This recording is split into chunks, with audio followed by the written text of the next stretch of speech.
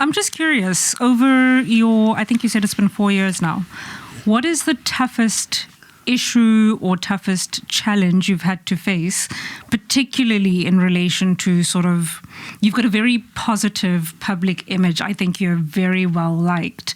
But what have been some difficult opposition that you've faced? I think two things come to mind. So the first was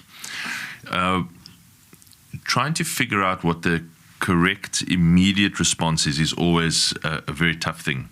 For me personally, maybe it's not tough for everyone, but for me personally, I take time to think through things and to order my thoughts and be sure of what I think and feel about something. So when we had the taxi strike in September 2023, there was just this huge outbreak of violence, and we were talking and engaging with the taxi industry, trying to get the thing to stop, and the whole time I felt inside, in my gut, uncomfortable about what was happening. But it took time. It took nearly 36 hours to figure out what I really wanted to say. And only on the Friday night, I'll never forget, as long as I live, I'll never forget exactly where I was when I got the call on Friday night that one of our law enforcement officers had been murdered by a taxi hitman. And it just instantaneously clarified for me, why are we trying our best to talk and negotiate in a boardroom around a table like this when outside this is happening? And I just said, I'm not doing this anymore. And there was this wave of huge avalanche of public support to say, actually, you don't engage with thuggery. Absolutely.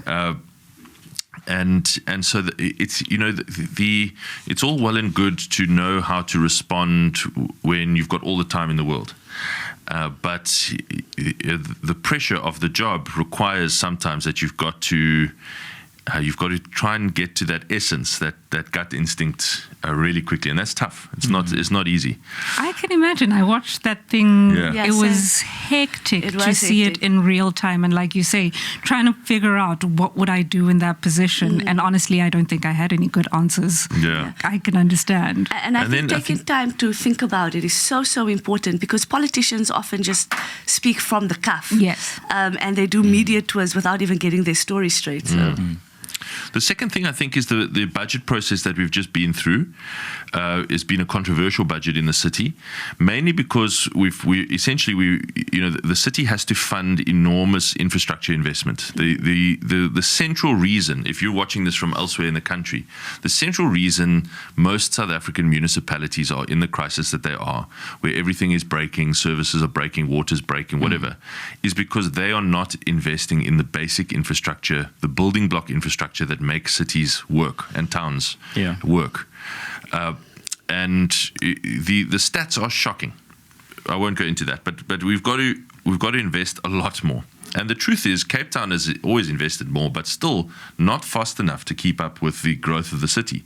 So our infrastructure is also under tremendous pressure, even if we are still head and shoulders above, but still pressure. So the public, unfortunately, I think paying money to any government is kind of like a grudge purchase for most people. So when you say we've got to have all this infrastructure, almost everyone agrees with that. When you say now we have to pay for it, then it becomes a much more difficult discussion. Thing, so that has been it's been a controversial couple of months, or a stressful couple of months. But I'm absolutely. What gives me confidence is I'm absolutely certain of the fact that it is the right thing to do to fund this investment. The city will be much better off for everyone after all of this infrastructure is built and paid for, and it will continue to work for many years, decades to come as a result of it. So the benefits will be there for everyone, and it's worth doing.